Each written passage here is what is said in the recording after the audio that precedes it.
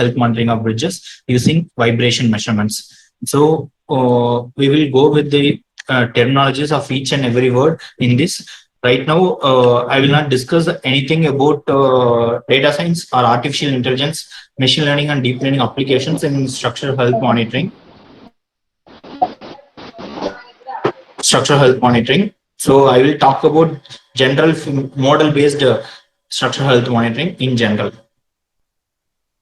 So the outline of my talk will go like this, starting with structural health monitoring, vibration-based structural health monitoring, direct and indirect SHM, then damage identification using model features, indirect SHM. So first question is that why we have to monitor civil engineering structures. So we could see that a lot of failures happening around the globe, either due to some extreme event such as earthquake or even wind or storm or fire, or as well as due to aging of the infrastructure. Also, structures getting not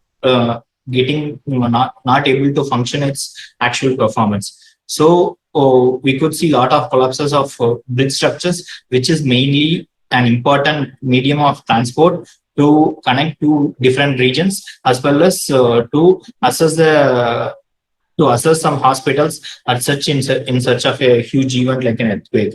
So apart from that, why we don't have a unique technique that can be applied to all structures, because each and every structure is unique. If you take a dam, it's like a huge massive structure. If you have a tall building, it is like very sensitive to wind, because it's a very tall building.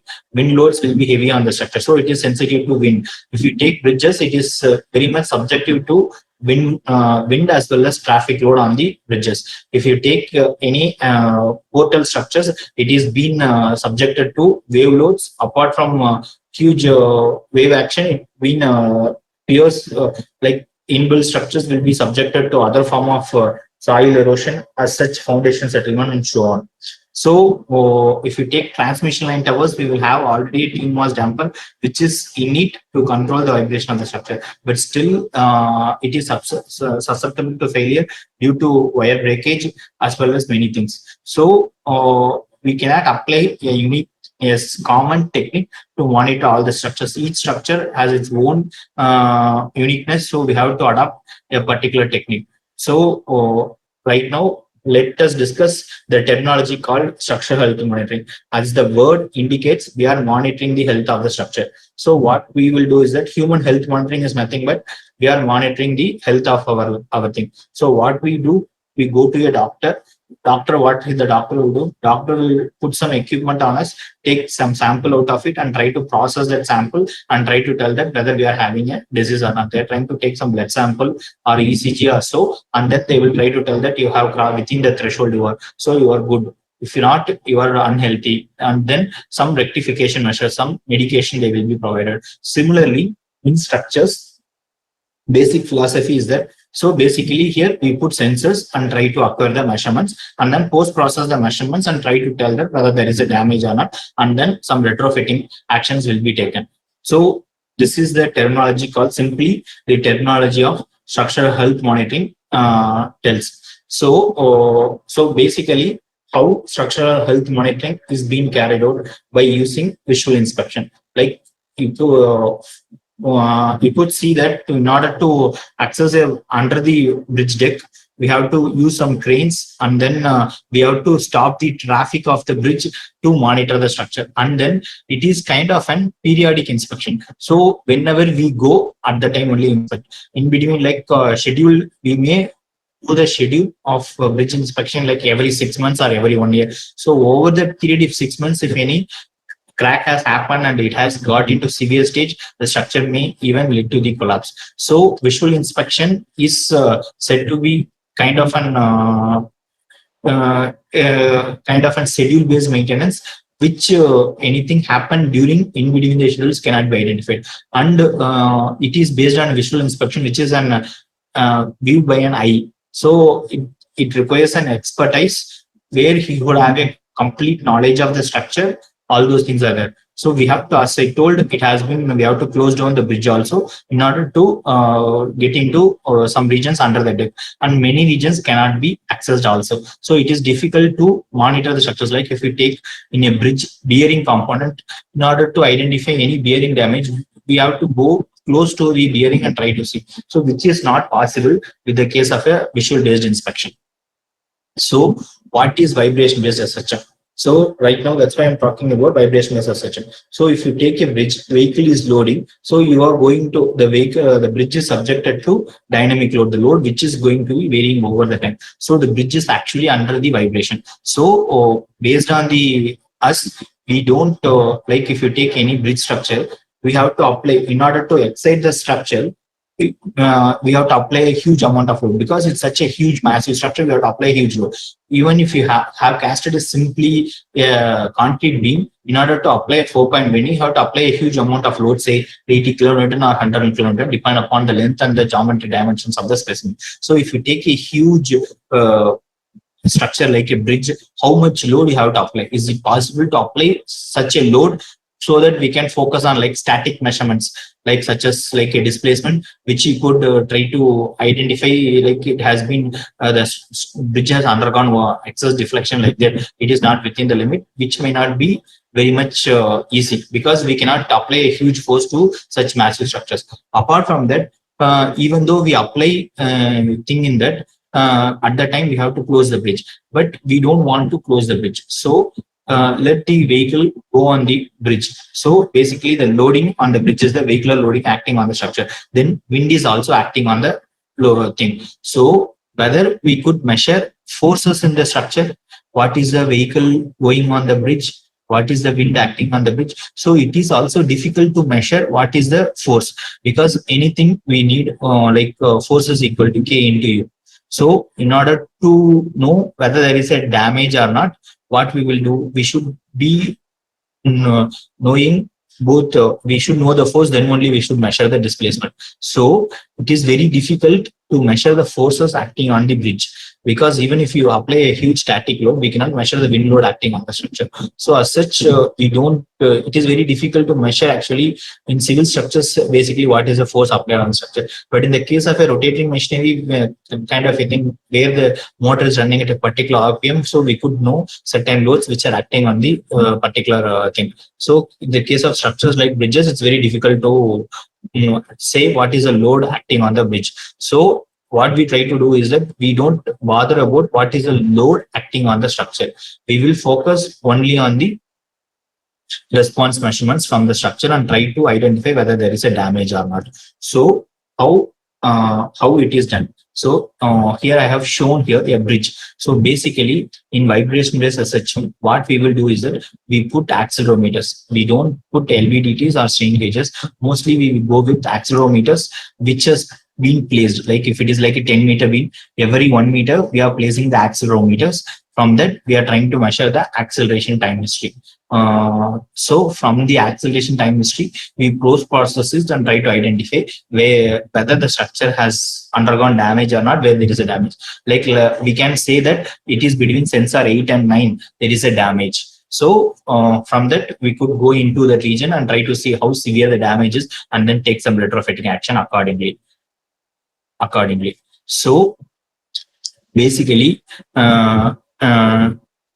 structural health monitoring is nothing but process of monitoring the structure by using the vibration measurements, basically the acceleration. So the equation of motion in structural dynamics, as you all know, is mx double dot plus cx dot plus kx equal to f. So here basically what we try to say is that we don't know what is the force acting on the structure. We know basically x double dot. We could know the mass of the structure, which is obvious. We may not know damping in the structure as well as stiffness in the structure. So basically how the damage will be reflected in the modeling or in our system parameters. From the system parameters, if you take corrosion, there is the loss of the material. So it could be reflected in the change in the mass. Then if you take a crack, it will be reflected in the, it is basically a change in the like moment of inertia, it is change in the geometry of the structure. So we could say that change in the stiffness. If you take a bolted joint, in the case of a loosening, it will be reflected on the hysteresis, so which is basically reflected in the form of a change in the damping. So any damage, we could be coming into the phenomena of either a change in the mass or change in the stiffness or change in the damping. So basically our interest is that whether we could identify what is the mass, what is the stiffness, what is the damping. If we could able to measure, we could tell that whether there is a damage in the structure. So basically, as we all know that omega is nothing but natural frequency of the structure, which is equal to square root of k by m. So when there is a change in the mass, like if k, say mass is decreasing, frequency will get increased. So it could be used as a future. Let us say if stiffness means, if there is a k, if you take a beam, it's like a cantilever beam, it's like 12a by l cube. So which in moment of inertia, if it is reflected, k will get decreases. So which is reflected in frequency omega will get reduces. So basically the stiffness and mass, which will be reflected in the case of a natural frequency itself, which is being dealt in the undamped natural frequency. So in the case of a damping, what happens is that if you take a material like concrete and steel will have a damping ratio of about 1 to 3%. If you take a material like concrete, it's about damping ratio of about 3 to 5%. So when there is a porous material, there is said to be damping is said to be more. So when there is a crack happening in the structure, there will be going to be huge amount of release energy. So due to crack, there will be increase in the damping in the structure. You know how to measure damping basically from the response measurement, which is like from the free vibration. You would have studied logarithmic decrement in structural dynamics, or else half power bandwidth method to measure the damping. So from this way, we could try to tell that we could able to find out the natural frequency for a simple single degree of freedom system as omega equal to square root of k by m, or otherwise it can be solved as an eigenvalue problem, which is k phi equal to lambda m phi. From that, you would have solved natural frequency in mode shapes, from the natural frequency, either a decrease in the natural frequency or increase in the natural frequency will said to be the cases of the damage. So what is the concept of structural health monitoring over the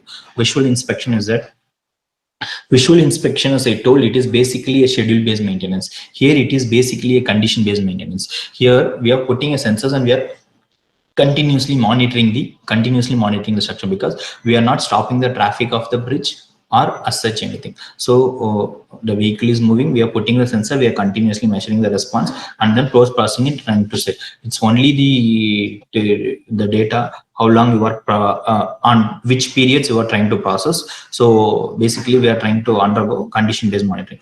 But what happens is that we have to put sensors on the structure. So when we are constructing a structure itself, is a huge expense. If you are putting an additional sensor to it, it is again an expense. That's what people see. But if you don't spend the cost for the monitoring right now, it will result in a huge cost. So what is the main intention of structural health monitoring is that to avoid the catastrophic failures or to identify the damage at its very early stage. So that's what the major advantage is there, and to save valuable lives of the people, because of the collapse of the structure, it will think huge lives. So basically, what is the current condition of the structure we could able to identify, and then try to see and try to tell that whether there is a damage or not, where is the damage as such, and then how severe the damage is, that whether retrofitting action is needed or not, such that it will be decided. So basically, we have to understand that damage identification as such is basically an inverse problem, because basically if you have a bridge, if you apply a load, you are measuring a response, it is a direct problem. Which you apply a load, getting a response, it's a direct problem. But in this case, what you are trying to have is that we are going to measure the output, only the response, and we are trying to measure what is the stiffness of the structure, what is the mass of the structure, what is the damping in the structure. So basically, it is an inverse problem. So either with both input and output in hand, we are trying to measure M, C, and K, or otherwise only with output in hand, X dot, X double dot, we are trying to find out M, C, and K. So basically, instead of directly measuring mass, stiffness, and damping, people would have studied principle of superposition, where sum of two individual forces giving, like say F1, you are getting a response x1, for F2 you are getting a response x2. So x1 plus x2, for a force F1 plus F2 you are getting response x1 plus x2. Same thing which is happening in the case of dynamics is the principle of mode superposition, where we convert the equation of motion from physical domain to model domain, and then we get the each individual model responses. Sum of the model responses will get the total response. So basically, when we are focusing on modes or mode shapes, it's again we are trying to understand what is the stiffness in the structure, what is damping in the structure, what is mass in the structure. So basically, in our interest, from the output measurement, that is the acceleration time history, we try to measure what is natural frequency, what is mode shape, and what is damping. From that, we try to tell the damage or not, whether there is a damage or not. So whether we should know anything about the structure, like whether we should know what is the geometry of the structure, like whether the cross section is rectangular or whether it is a T shape, whether it's a box girder, or whether what kind of material it is, it's a concrete material or a steel material or a composite material as such is known or not.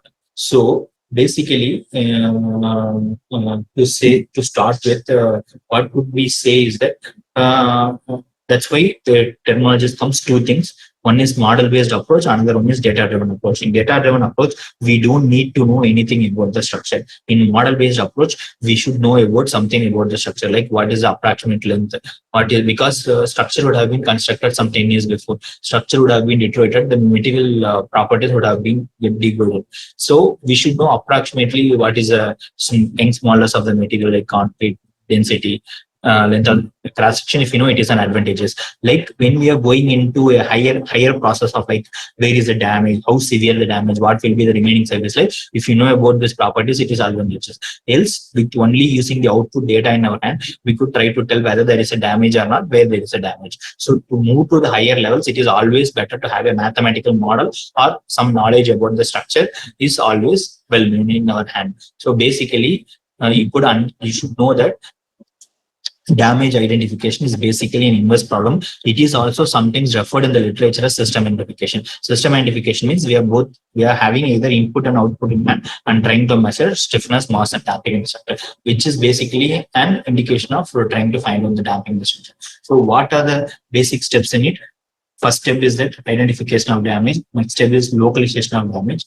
Third step is that how severe the damage is, that what will be the remaining life of the structure. So basically, this only will comes under the part of structural model. This comes under the part of terminology called prognosis. So as I told here earlier that I have put accelerometers. Only accelerometers are available. As I have already told, we have strain gauges, we have LVDTs. Apart from that, now with the recent emergence of like drones, we can use cameras. Apart from that, we have PZT sensors, we have fiber optic sensors, fiber Bragg rating sensors, then distributed acoustic sensing sensors. So, like, let us assume some regions, like let us take in this building, in order to occur, we are putting an accelerometer every story of the building. So, some cases we may not be able to access in the case of a boot structure, like a bearing.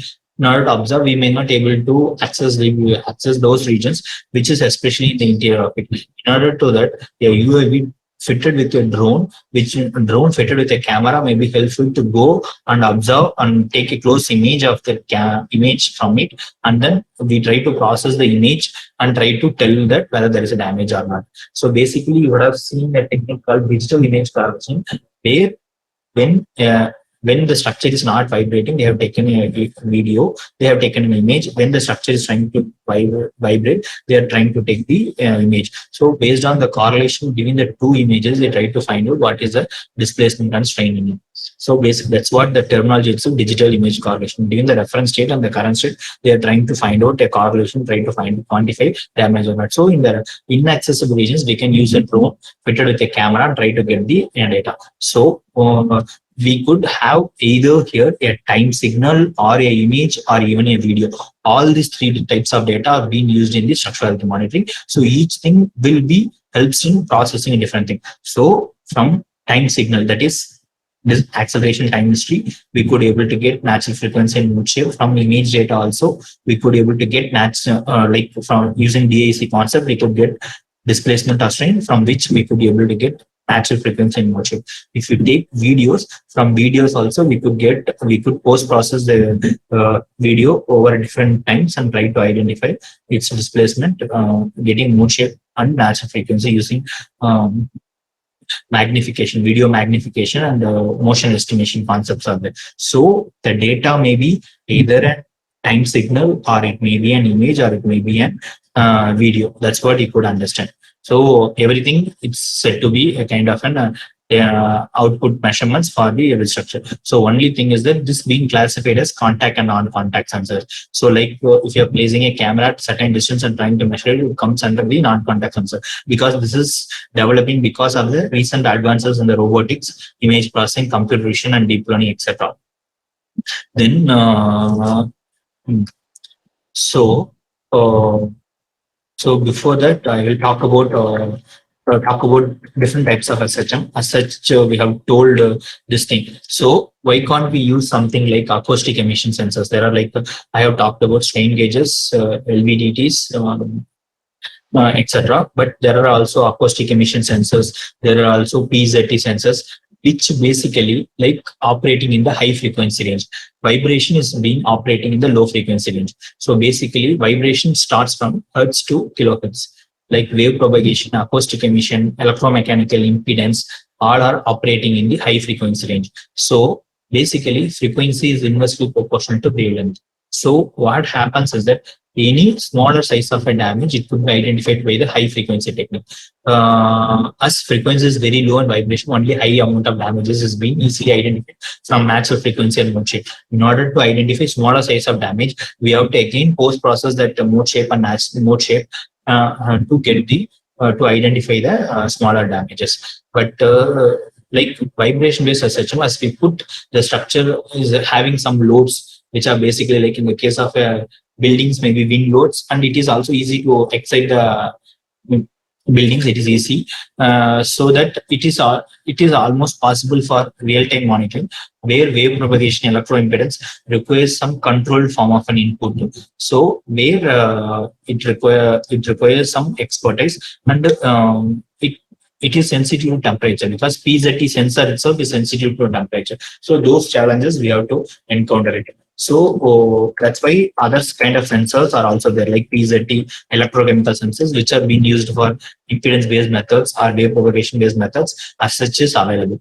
Where fiber propagating sensing is being used for vibration-based SHM itself. So the type of sensors being used in that also, surface mounted sensors are also, embedded sensors are also there.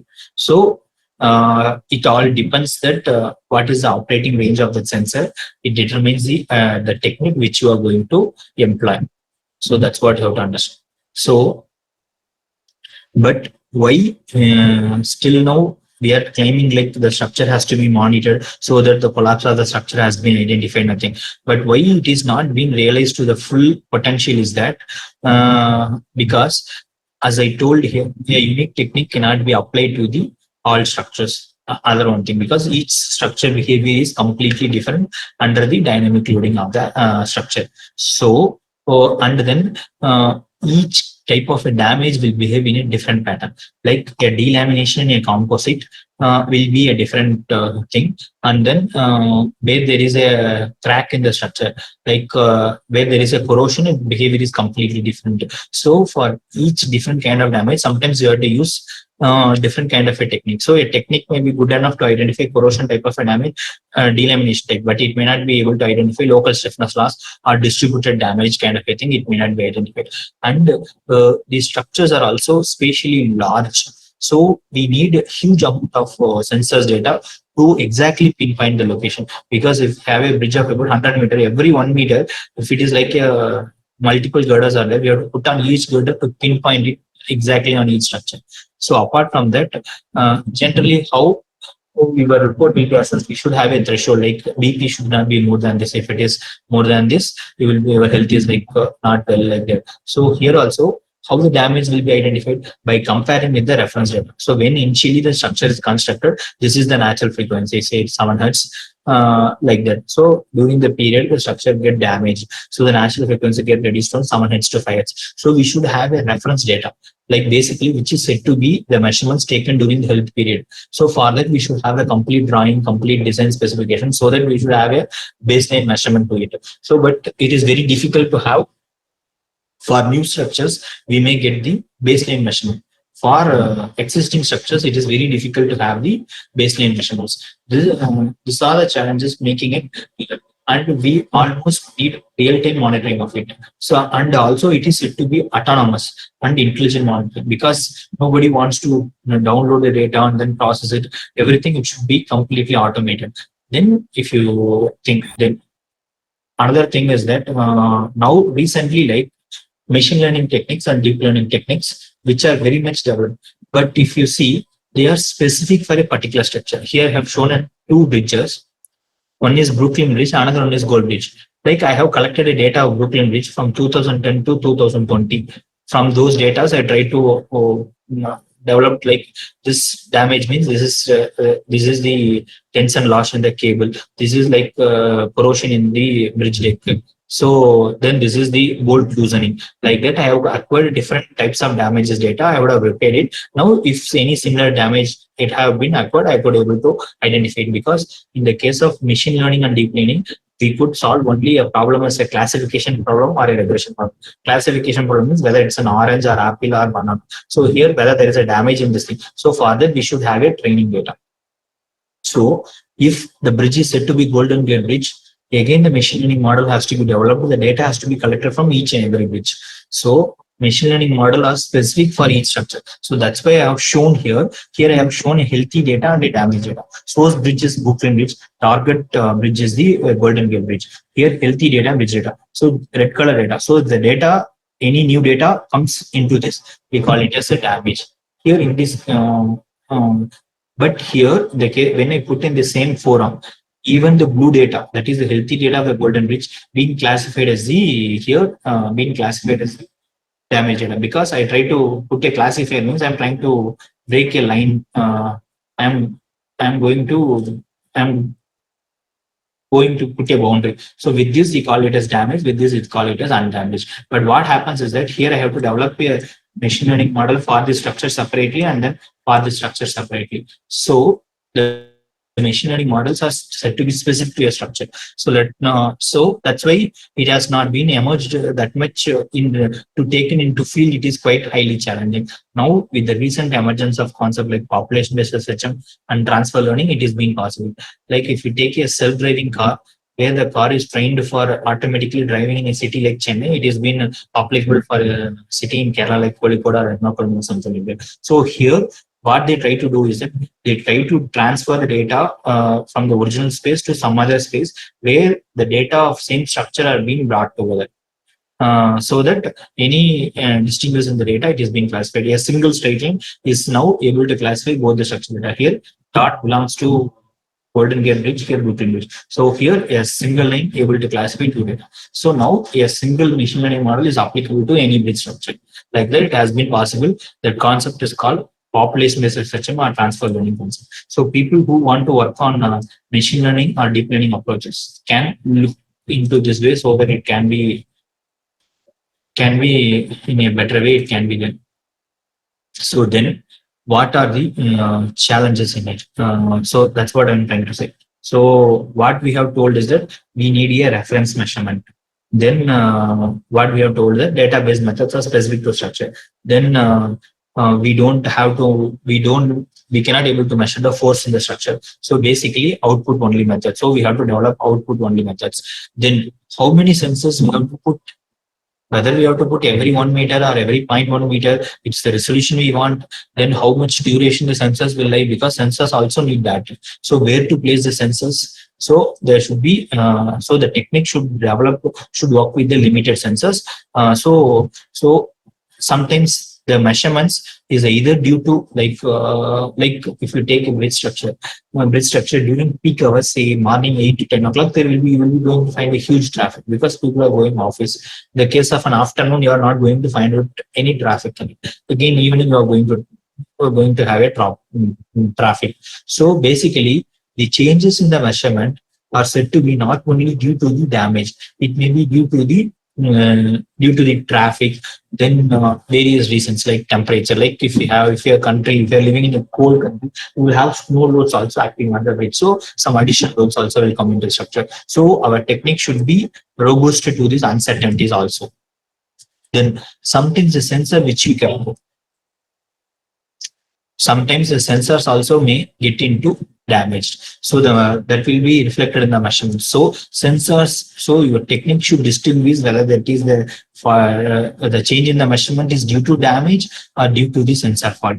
So it also should be able to identify, should be able to identify multiple classes, should be able to identify at its incipient itself, like at the start of the damage itself. So all these are said to be the challenges in it. So each one is a research area as such people have been working in. So basically the final concept is that data to decision is the overall phenomena of vibration based structural health monitoring. So now let's get into the picture of direct structural health monitoring and indirect structural monitoring. Direct means anything that is directly in contact with the structure. Indirect means it is not directly in contact with the structure. Like if I put a sensor on a bridge girder and try to measure the vibrations of the bridge from which I try to identify damage, it's called direct SHM. Indirect SHM means I'm not going to put the sensor on the bridge structure. I'm going to put the sensor on the vehicle passing over the bridge. So what happens is that when the bridge is vibrating, these vibrations will be transmitted to the vehicle. So apart from vehicle vibration, bridge vibrations also will be in the vehicle. Even though we have been designing a vehicle with passenger comfort, the sensor could able to sense these vibrations and capture it. So basically, if you are using the vehicle vibration which is being in contact with the bridge, from that if you are able to identify the damage, it's called as indirect SHM, or otherwise it's also called as drive-by monitoring, because we are driving the vehicle over the bridge and try to counter it. So it's called drive-by monitoring, or even people call it as vehicle scanning method. So you could see that in direct SHM, in many places, the sensors are already been instrumented in real bridge wireless sensors using IoT, and then data have been transmitted. From that, damage is being diagnosed. For example, here a new memory bridge connecting Portsmouth to Kittery is being shown here. Here the sensors are being shown here. So in the case of a indirect monitoring, it will if you have a car and trying to attach some vehicle here, putting a sensor here, because so here it may be having a large amount of emissions because the road is very rough. It is going to excite more, so vehicle vibrations will be going to be very more. So in order to uncouple that, I'm going to put this concept like tractor trailer. Like sometimes it can be used as an exciter, it can be used as a recorder. So either this kind of a simple test for a small walkover bridges, for a complex bridge structure, this kind of an additional setup in a car which can be put in that. Even sometimes now sensors are being available which is being put inside the vehicle itself and try to encounter it. So what is the advantage of it is that we don't have to put any sensors. Like our vehicle is there, it tries to go around the city all over the bridges and come back and get the measurements continuously, which is very much helpful. So basically, this is what direct SHM and indirect SHM. So as I told, direct SHM means here 5 sensors are being closed here. Here indirect SHM means vehicle is being touched. What is the advantage is that here you could see that only the distance between the sensors gives the resolution of the accuracy of the damage, but here the vehicle is being in contact with each and every point on the bridge. So basically here we could able to have much more spatial information of the structure. Here we will have with this accuracy, but what happens is that vehicle has to run very slowly. It is quite possible that apart from the real-time traffic, we could run the vehicle with the slow speed and get the measurements. So this is what direct and indirect SHM is all about, and we will try to talk about this throughout in our presentation. So as I told there that where to place the sensors here. Here I have taken a 3 multiple girder bridge where it's a flat slab. So here, in the case of a finite element method, I have been modeled as 100 by 100 square elements, quadrilateral elements. But exactly where to place the sensors, like That's what optimal sensor placement is about. Like in this case of a bridge, if we put 100 sensors, it is quite illogical, and the cost of the monitoring also will get increases. Let us assume if I place only 20 sensors and such that entire information is captured, it is used. So what are those 20 sensors? So those locations are being identified and being demonstrated here. How to identify those locations itself is a sensor topic that's called optimal sensor placement or sensor optimization. Like let us assume if you have 100, so let us assume you are forming a matrix of say 100 by 100, whose determinant is say some 25. So the sensors where to keep the 20 sensors, that determinant also should come approximately 25. So based on that, the 20 sensors will be identified. A simple way to explain to the elementary mathematics. So as I told here, the resolution of the mode shapes which we get with the direct SHM and indirect SHM, because it is here only we get the measurements. So from that we get the mode shape, it will come like that. When going into higher order mode shapes, it is becoming very much poorer. So actual shape is this. If you are getting a shape like this, how we could able to identify damage? It is very much difficult. In the case of a indirect SHM or drive-by monitoring or vehicle scanning method, where continuous measurement is being taken, we could get a high resolution mode shape. Sometimes in the case of an indirect sensing, there is also another concept called mobile sensing, where group of sensors, like instead of putting 5 sensors, we keep 5 sensors like at morning 9 to 10 a.m. at this location, then move the sensor, same 5 sensor between 10 to 11, then 11 to 12, and cover the entire bridge and try to take the measurement. So with the limited measurement, we get with the high resolution. It's called mobile sensing or redeployable mobile sensing, which will be discussed. It also comes under the concept of mobile sensing, but however, it can be also tell us direct SHM. So as I told, basically, if you take any structure or something, what kind of instrumentation is involved is that in a laboratory scale, we try to apply a shaker, try to excite the structure, get the vibration, get the first vibration response in the healthy state and the damaged state, and try to compare and try to tell the damage. So in that, we will have a shaker and then an accelerometer and then a data acquisition system with the amplifier and then a processing unit, and then try to tell that whether there is a damage or not. So basically, it's what involved in the case of any structure or the bridge structure itself.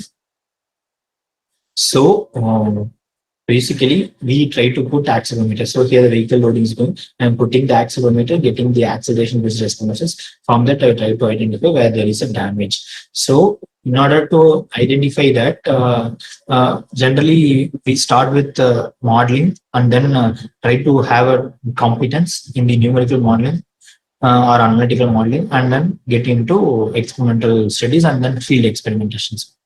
So basically, as we all know, the equation of motion is mx double dot plus cx dot plus kx equal to f. So what is the mass? What is the stiffness? And then what is the damping? Here, Rayleigh damping is used. Then force. Like in order to have a realistic load in the structure, generally what happens is that cycle also will drive over the bridge. Two-wheelers, cars, heavy trucks, everything will be low. So in order to model everything, we will model any kind of a distribution, or otherwise we could assume a white noise, Gaussian white noise as the random white Gaussian noise as the input excitation, such that it will excite the each individual frequency of various vehicles in it. So from that, we give the load here, and then this is a differential equation, which we should solve this differential equation to get displacement, velocity, and acceleration. In field, we will get only acceleration. So basically, here a beam is discretized into some number of elements, and then those locations only we are trying to measure the displacement, velocity, and acceleration. Here, the equation of motion is being, the differential equation is being solved either using a conventional methods like complementary function plus particular integral, where the particular integral can be solved using convolution integral or de Morgan integral. Here, generally we use Newmark time integration scheme as such, because we could be able to encounter even the nonlinearity of the structure.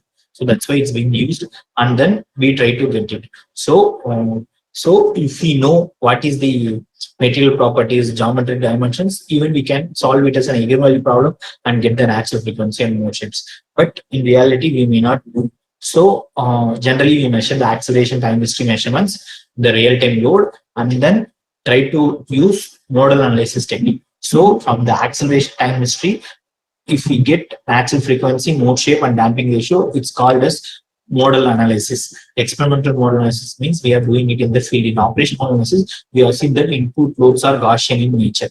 So there are time domain techniques as well as frequency domain techniques as well as other signal processing techniques as such as available. To name a few, I have given here: Ibrahim time domain, least square complex exponential eigenvalue evaluation, random decrement, stochastic subspace. In frequency domain, decomposition, blind source separation, principal component noise, etc. So these tools are very much readily available. At SASL, we have developed a software integrating all the techniques where if you have the field measurements, we put it, we directly get the natural frequency and mode shapes of it. So this is a simple explanation of the frequency domain decomposition, which is very much available. I don't want to go into mathematics. So basically, what I have done is that first thing is that I have taken a simply supported beam here, which is of length 25 meter. Its cross section is a rectangular cross section, 0.6 meter to 0.6 meter by 1.2 meter. It's the thing. So I tried to find out the natural frequency is closed form solution. Closed form solution, which we could identify as omega n square is equal to n pi by L whole square root of EA by m bar. So from that, you could able to identify m bar is density into area, mass per unit length. So you could able to identify from that natural frequency of the simply supported beam, which you could found out this way. In another way, as I told earlier, if you have formulated a stiffness matrix and mass matrix using Feinstein method, use direct stiffness method. Hope all are aware of direct stiffness method. Use direct stiffness method and assemble it and solve the eigenvalue problem and get the natural frequencies. So what I try to do is that in order to induce a damage at a particular location, I try to reduce the stiffness locally at a particular structure. Here the beam is modeled using one-dimensional elements. So to start with, I try to take with a simple example and try to do it, which it's being done here. So here, first case, damage is introduced at 6 meter with 10% reduction in moment of inertia, because K, as I told, it is being reflected in 12 EA by L cube, 12 EA by L cube only. This is 12 EA by L cube, 6 EA by L square, 4 EA by L, 2 EA by L. This is the thing. This is the axial degree. This is for a frame element. It is being written axial, vertical, and rotational degree of freedom. So which will be reflected in the moment of inertia, because I is what for a rectangular cross section. It's BD cube by QL. So if crack has happened, D will get reduced, so which will be reflected in I, so which is again reflected in the form of a K. So here K is this one. So here I am multiplying with some factor like 0.5. So entirely it will get reduced for the particular element and then we use direct stiffness assembly. So damage is introduced at 6 meter, 10% reduction, 6 meter, 20%, 5 meter and 20% reduction. So first step is that we are forming mass matrix, damping matrix, stiffness matrix, and then apply a wide Gaussian noise load, and then solve the differential equation mx double dot plus cx dot plus kx equal to f. You are solving this differential equation, get the responses at this number of locations. At every 1 meter here, 25 elements are considered. So here every 1 meter acceleration measurements are being taken here. Here the sample acceleration measurements is being shown here. So then we try to take the Fourier transform of this response, fast Fourier transform of the response, and try to see it. So which we could observe that, as I told, the natural frequency are 2.75, 11, 24, and 44. It is of 4 times. It is of 9 times. This is of 16 times. So you could see that. So 2 point, then 11 point, then 11 point, and so on. You could see that. So for damaged cases, we could zoom and see the natural frequency will get decreases. Here I have plotted the mode shape. So this is the first mode shape, this is the second mode shape, this is the third mode shape. With the damage scenario also being plotted here. D1 damage is introduced at 6 meter, D3 damage is at 5 meter and 20 meter. I could not see any change in the case of a mode shape. I could not see any change in the mode shape. I could not see any change in the mode shape. Before moving into it, what I try to do is that I try to take the difference of the mode shape, like damaged minus undamaged I have taken and then plotted here. So when I plotted here, damage is approximately at 6 meter, but there is a peak nearby 6 meter, but there is also an additional peak. here damage is introduced at 5 meter and 20 meter.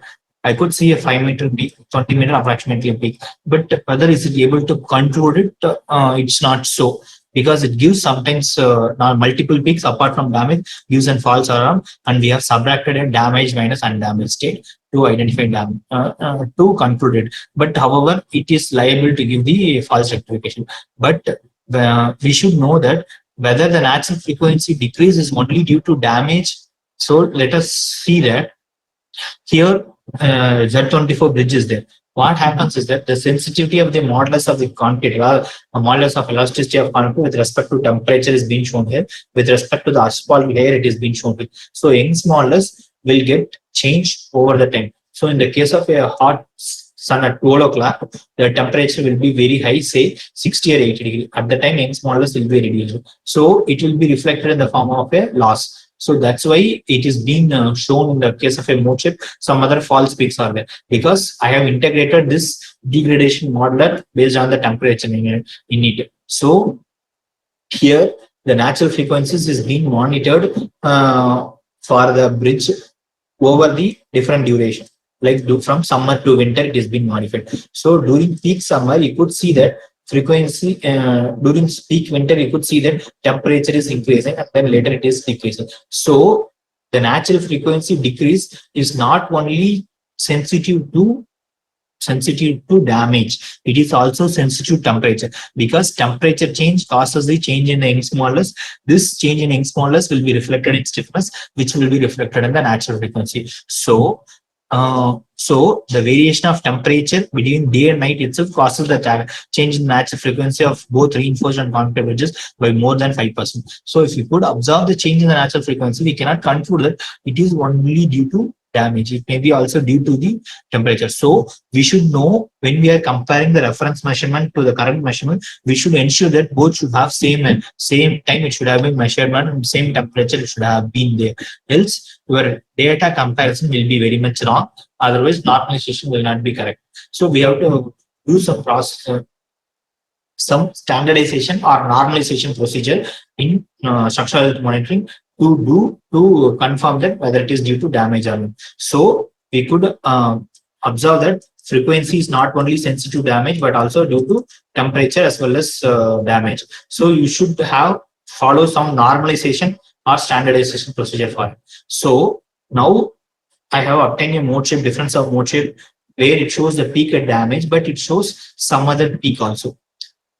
So in order to do that, what I have do is that I have applied some simple signal processing tool called Tiger-Kaiser energy operator. What it tries to do is that it tries to enhance the discontinuity. Anything in the signal, it tries to enhance the discontinuity. So when I try to apply it on the mode shape, I could try to see that peak at 5 meter. And then for the case of damage scenario, 5 meter and 20 meters. So two peaks are correspond to red color. Then for D1 and D2, you could see the peak at damage at 6 meter, which is being clearly shown here. So shown here, first case it is 20%, this is 40%. So that peak is high amplitude for high stiffness reduction, which is also being shown here. So this is using first mode shape, this is using second mode shape. This is using third and fourth mode shape, which is also being shown here. So irrespective of any mode shapes, if we use TKUO on the mode shape, which you could be able to identify the damage. So then the same concept is being illustrated for the simply supported beam. So which you could be able to identify it. Then a small lab level experiment has been conducted at SCRC, where a steel ISMB 100 beam of length 3 meter, which is being here. Here both LVDT strain gauges as well as accelerometers are being placed here. That's why this kind of wooden arrangement is being made here.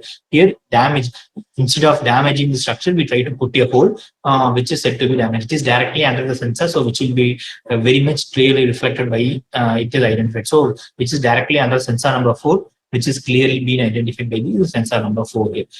So that's what it's about, a small lab level investigation. Then we have considered a scaled down model of an Amaravati bridge in Karur in Tamil Nadu. We have done a numerical model as well as try to simulate a damage here and then try to do it. It is also a scaled down model of a bridge structure being demonstrated here.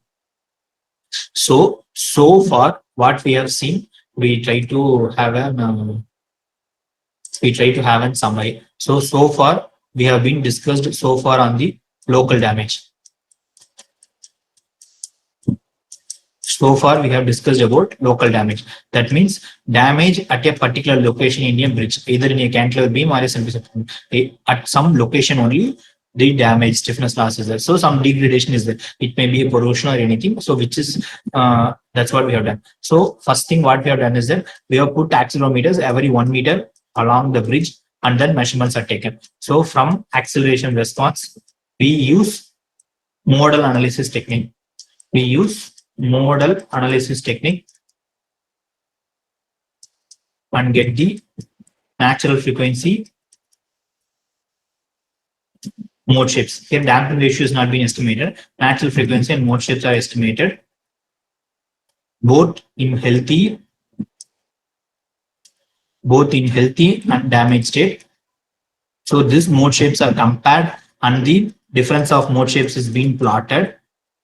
Difference of mode shapes is plotted to identify, but we could not able to identify. So we apply some processing on the obtained mode shape, some processing on the obtained on the mode shape, Tiger-Kaiser energy operator, which is basically enhancing discontinuity. Because since it's a damage at a particular location, a crack will be reflected in the form of this thing. So that's what. So this, in order to induce this small thing, we use TKO and try to identify where there is a damage. So here the frequency get decreases, which concludes that there is a presence of damage.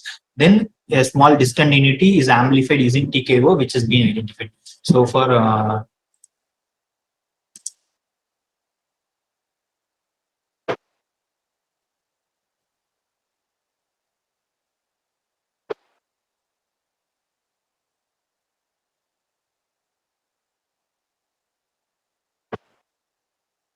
so now, so far we have discussed about a particular damage at a particular location, right? Then now we move on to damage which is said to be a global damage, like a damage in a pier or a foundation settlement or a bearing damage. So always to start with a simple thing to understand these things and then get into bigger thing. So here, in order to model the bearing at the support, a rotational spring is being modeled here. So the span of the beam is about 20 meter. Its material properties are being shown here.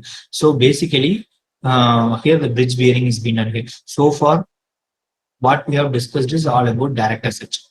So here, here in the rotational spring, we give rotational restraint, which basically indicates different kinds of bearing deterioration.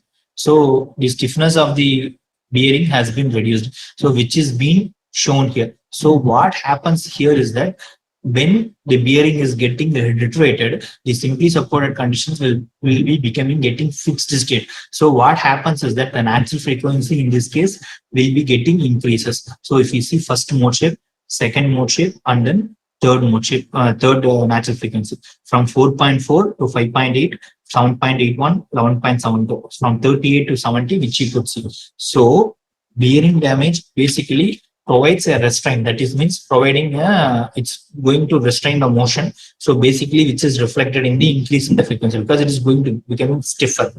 So it is being reflected in the increase in the frequency. Damage is being reflected in decrease in frequency. It is being reflected in increase in frequency.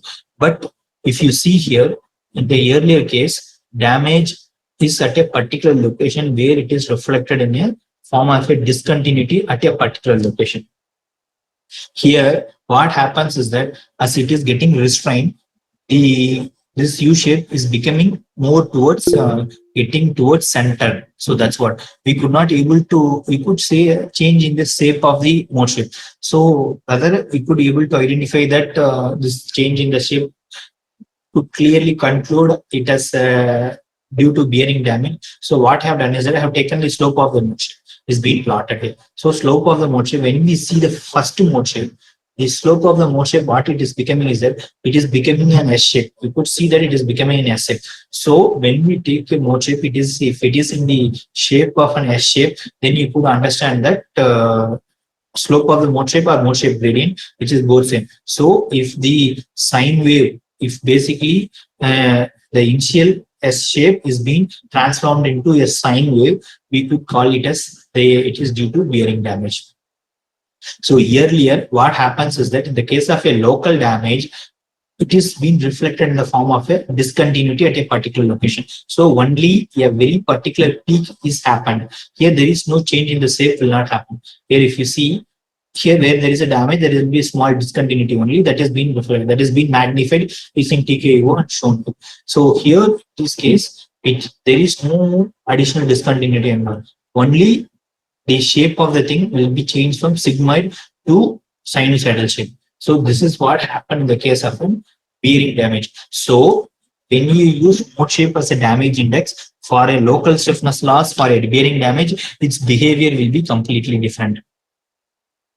So next thing, then bridge scoring damage. So here I modeled a multi-span bridge girder with the foundation pier being modeled using spring mass elements, and then here foundation settlement pier. This stiffness of this pier and stiffness of the foundation is being reduced here. So here what happened is that here the central pier I try to give the damage. So here what happens is that the natural frequency is getting decreases, but its decrease is very slow, very low. So what we could observe that sometimes this kind of a bridge scoring cannot be identified by the natural frequency change. Let's plot the mode shape.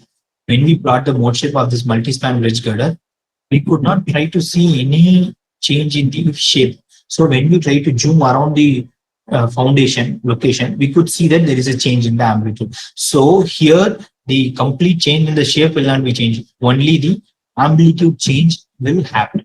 So that's what it's about here, scoring damage. So in order to summarize,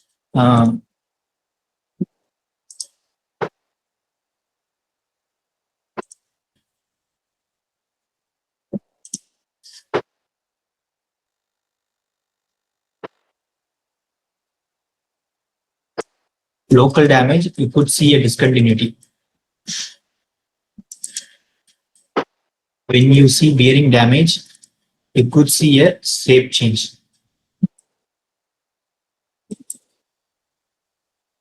When you could see a scoring damage, see no shape change, only amplitude change. Only amplitude change you could see. When you are using mode shapes as the damage index for identifying the damage, you should see what is the type of damage, how it will be reflected. So far, we could see.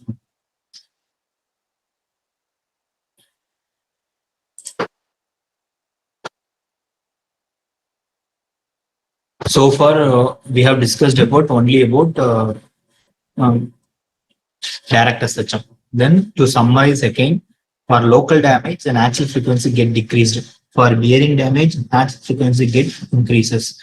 For scoring damage, the natural frequency get decreases, but it is very minimal, which you could not able to identify.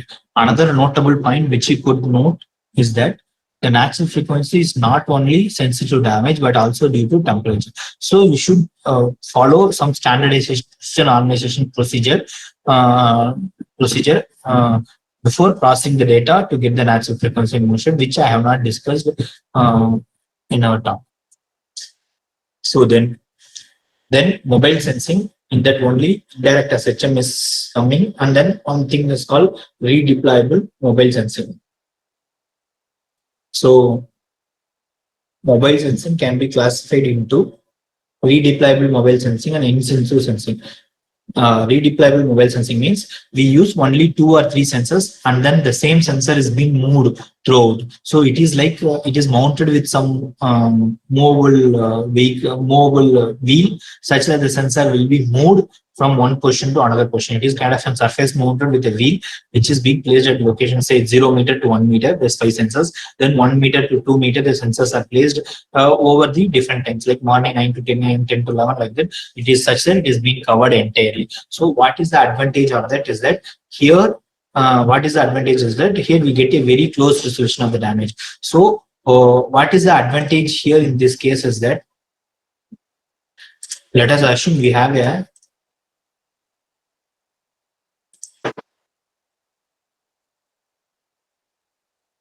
when we have only 5 sensors, when we plot, like the shape is there. When we have only two sensors, how the shape will be. So if there is a damage here, it has to be reflected here. If there is a damage here, it may not be even reflected here. So that's why the resolution of the damage indicates the distance between the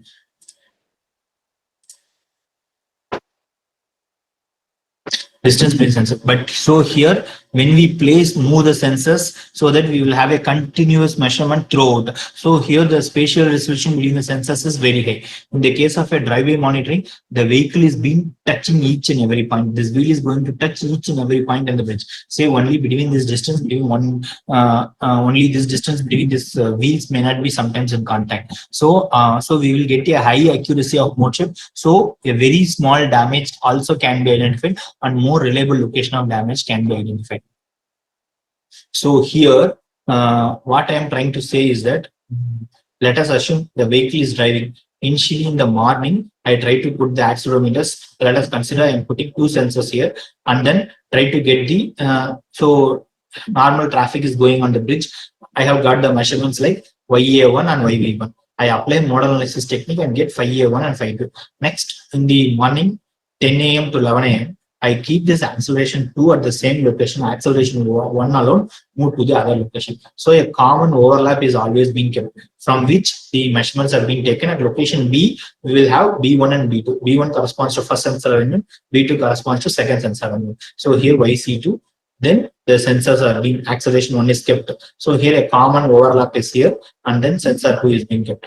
So this sensor is moved such that the entire bridge is covered. So here what is the advantage is that here basically we measure the responses at 1, 2, 3, 4, 5, 6. We have obtained the responses at 6 locations. We have obtained the measurement at 6 locations, but instead of using 6 sensors, we have used only 2 sensors. So it is called as mobile sensing, which is a redeployable sensor concept. So we have, it's called moving sensor concept. So we have the sensor there is kept static. Here the sensor is kept moving. So that's what it's called, moving sensor. So when the sensor is static in a particular configuration, we get the mode shape. Then with different configurations, we get the mode shapes, and then a common overlap is being made. So here, first segment, second segment, third segment like that. So whenever there is an overlap, there we are trying to apply the compatibility. There it should remain constant. So we are introducing a scaling factor such that at this location, the mode shape amplitude due to this arrangement and due to this arrangement will have same amplitude, such that the mode shape is being get here and being shown here. So a comparison between static sensor and redeployable sensor are being shown here. First mode shape, second mode shape, third and fourth mode shape. Since here it is being used only 2 sensors and 6 sensors, it's been a little bit poor, but it could be improved if you have more sensors in it. So then,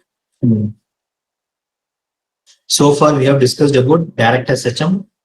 In that we have talked about static sensor and then moving sensor, which comes under the category of mobile sensing. The moving sensor comes under the category of mobile sensing. So far we have discussed about only accelerometer based measurements. So now instead of that, now why can't we place a sensor in our vehicle itself and then use it as a measurement to monitor the bridge, because bridge is going to vibrate at the time vehicle is also going to vibrate. So that's all. So here basically this concept is not only for the highway bridges, it is also for the railway bridges, where we used to put sensors on the train, from that which we identify the damage in the bridge structure.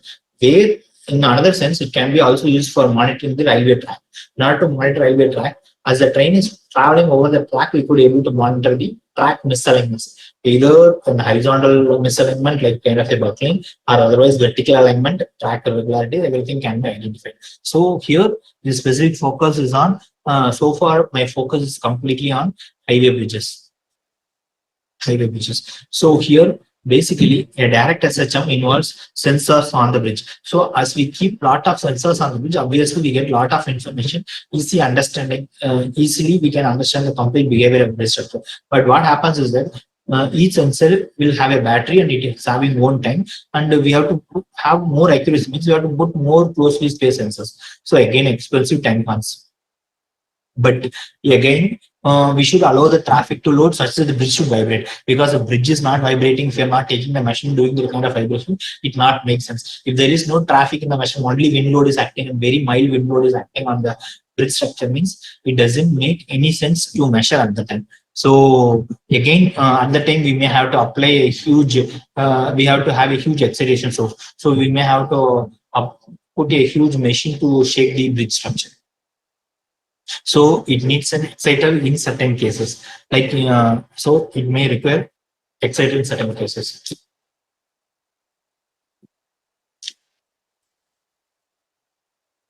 But in indirect SHM, the vehicle itself can act as both exciter and recorder, because we could have a heavy truck and then backside a small vehicle which is being uncoupled such that this vehicle vibration will not be transmitted to other vehicle, which can be used as both exciter and recorder, because this heavy vehicle may sometimes used to excite the vehicle, because if you have a heavy vehicle, it will excite the bridge.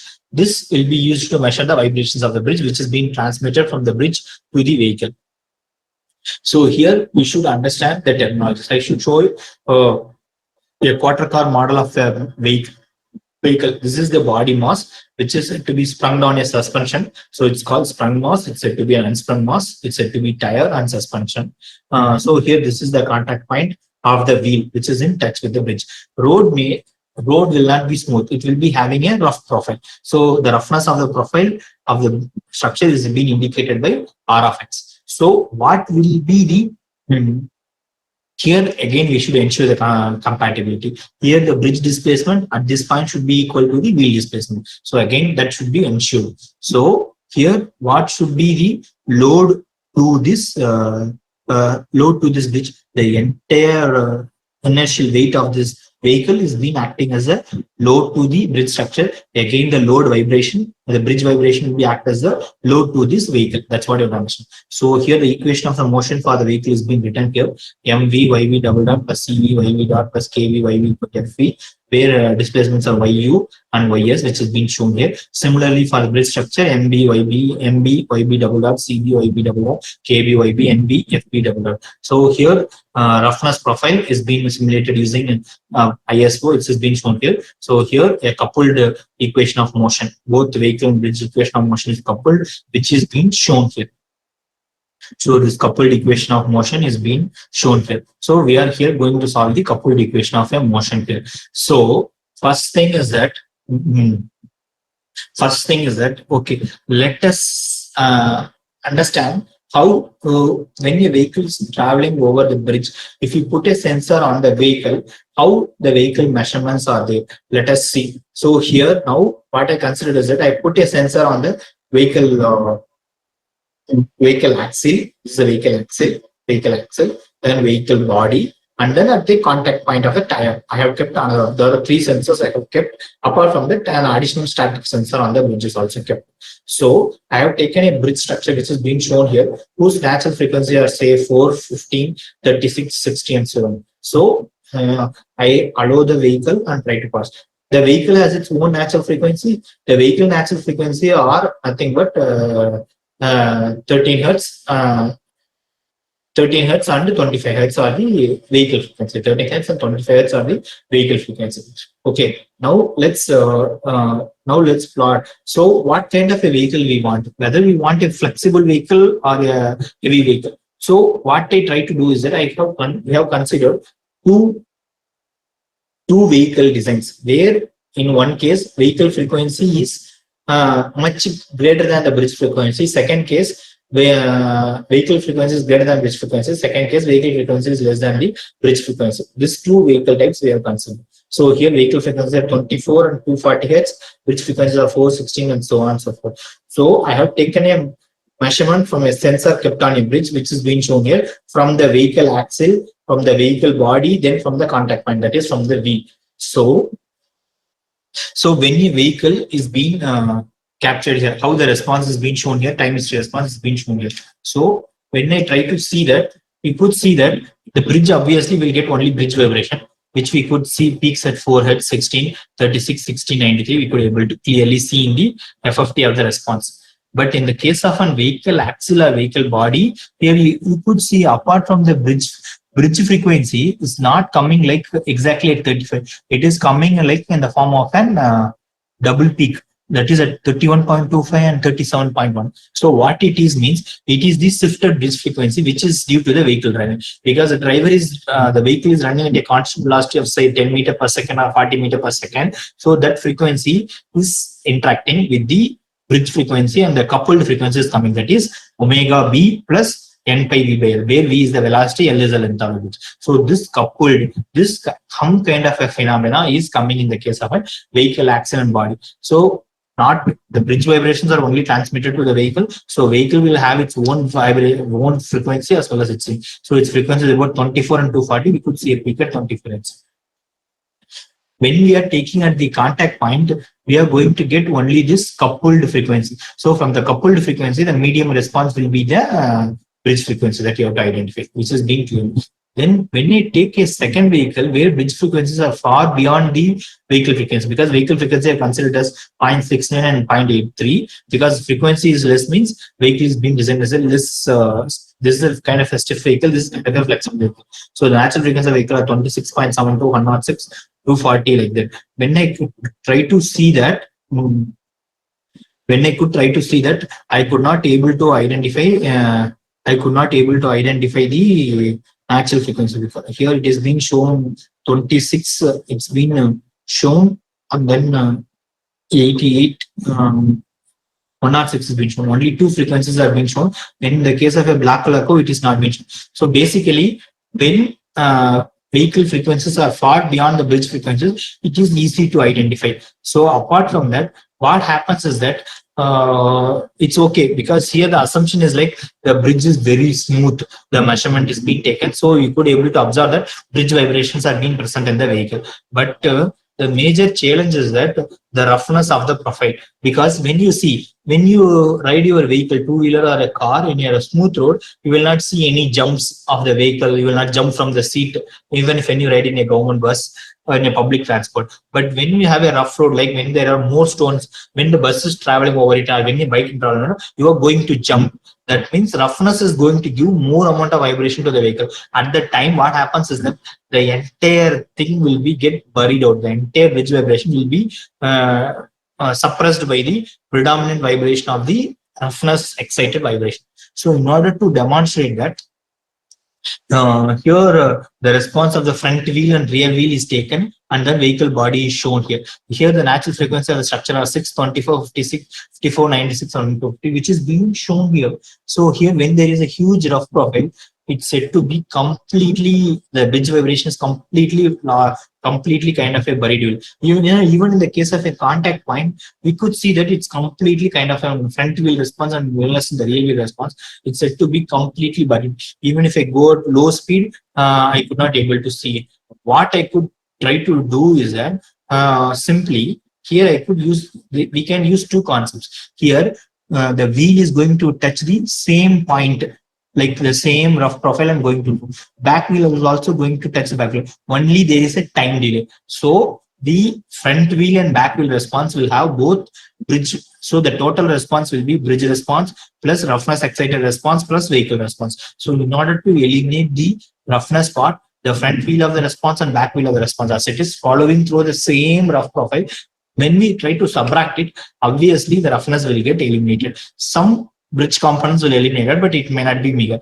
Another one thing is that run two times the vehicle, and try to get the two front wheel response and try to subtract it, we will get the roughness free vibration response. Because since there is a roughness profile, sometimes it may be predominantly in it, or else there will be bridge component in the front wheel also and the back wheel also. Get the common component of the bridge response by using cross correlation. These three concepts are being used to eliminate the roughness. So these three concepts are eliminated, and try to see that we could able to see the bridge vibration response. Now, when with roughness we could not able to see the peaks, with response we could able to see the peak at 6 hertz, 24 hertz, 54 hertz, 96, 150, and so on. Okay, so basically, sometimes when you are traveling in a rough road, the roughness may be getting predominant. So in that case, in order to eliminate that, either you have to subtract the front wheel and back wheel response, or else pass the vehicle one more time and then get the subtractor response such that, or else use the get the common vibration component of both front wheel and rear wheel by cross correlation principles. So, okay, sir, I have got the natural frequency, but in order to reduce the damage, I should get the mode shape also. So, how in the case of a driveway monitoring scheme, how we will get the mode shape? So, basically, here we are not getting like at some discrete locations, we are not getting the mode shape amplitude. We are getting a continuous measurement. So, which is at each and every point. So, time itself becomes the distance. Time itself becomes a span of the bridge.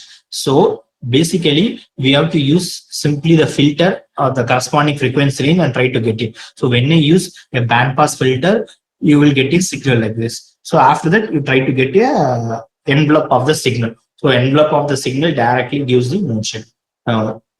So which is being evident from here. So then next step will be